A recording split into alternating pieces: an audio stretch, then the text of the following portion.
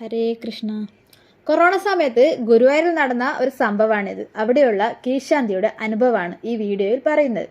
Corona സമയത്ത് ഭക്തജനങ്ങൾക്ക് ഗുരുവായൂർ ക്ഷേത്രത്തിൽ പ്രവേശനമില്ലായിരുന്നു.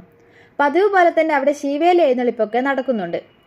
പക്ഷേ മഹാമാരിയായ കൊറോണ കുറച്ചു കുറഞ്ഞപ്പോൾ കിഴക്കേ ഗോപുരത്തിലും പടിഞ്ഞാറൻ ഗോപുരത്തിലും ഭക്തജനങ്ങൾക്ക് ദർശനം അനുവദിച്ചിരുന്നു.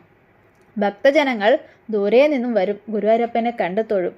ഈ സമയം വൈകുന്നേരത്തെ ശീവേലി എഴുന്നള്ളിപ്പിനു വേണ്ടി കീഴ്ശാന്തിക്കാർ ആനപ്പുറത്ത് കയറി തങ്കത്തിടമ്പ് ഉയർത്തി. ആന ക്ഷേത്രം വലം വയ്ക്കുമ്പോൾ തിരുമേനിക്ക് മാത്രം ഒരു ചെറിയൊരു കുട്ടിയുടെ ശബ്ദം കേട്ടു. എന്നെ കാണാൻ എൻ്റെ ഭക്തന്മാർ ആരും വരുന്നില്ല, അതുകൊണ്ട് ഞാൻ അവരെ കാണാൻ അങ്ങോട്ട് ഓടിപ്പോകുകയാണ്.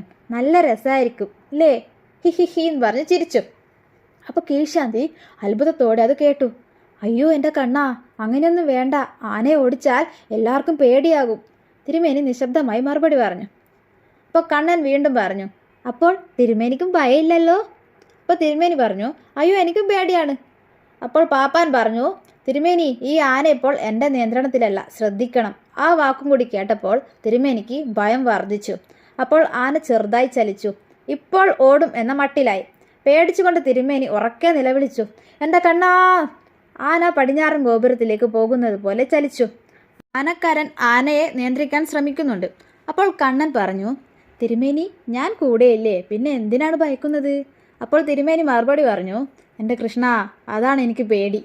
അപ്പോൾ കണ്ണൻ ചിരിച്ചുകൊണ്ട് പറഞ്ഞു, ഹിഹിഹി, ഈ തിരുമേനിയെ കൊണ്ട് ഞാൻ തോറ്റു. അന്നത്തെ ദിവസം കണ്ണൻ ചെറിയൊരു കുസൃതി ഒപ്പിച്ചതാണ്. ഗുരുവായൂർ ക്ഷേത്രത്തിൽ കണ്ണൻ്റെ ഓരോ കുസൃതികളും അത്ഭുതങ്ങളും ഒക്കെ നടക്കുന്നുണ്ട്.